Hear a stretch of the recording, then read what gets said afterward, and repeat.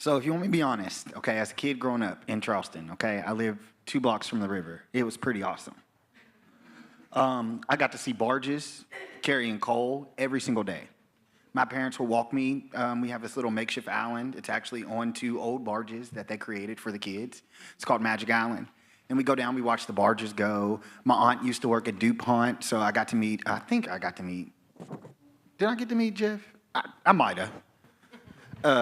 But my aunt used to work at DuPont. I might have got to meet Jeff Gordon. There were so many things happening. And, you know, when I would go down to Institute, West Virginia, I would always want my aunt to get off at Institute and not Dunbar and drive through the city so I could see the chemical plants and the fires and all of these things going on.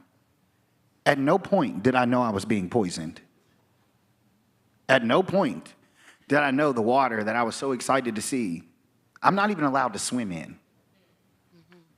At no point did I know where my aunt lives still to this day in Institute, West Virginia. It's a cancer hotspot.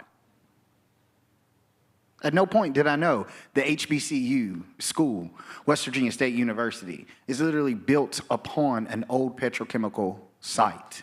So when they get groundhogs, they have to kill the groundhogs, call scientists to come see how bad the exposure was from a groundhog digging in the ground. But we're sending black and brown students to a school there. And so growing up was pretty awesome until I learned that my life was literally being poisoned at every sense. At church, at home, at school. I didn't realize that petrochemical harms were really affecting my everyday life. Now I have asthma, I have eczema, I have long-lasting health diseases. There's things that have happened in my family. We have a brain surgeon in the building, a neurologist, and he said something that stuck with me earlier. My grandpa died from cancer. I never once thought that he got brain cancer from simply living in Charleston, West Virginia. Because guess what? There's zero history of it. None in my family.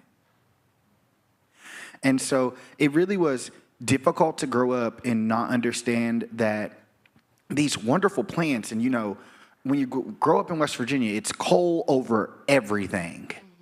I did not know that people did not matter as much as the profits for those chemical plants.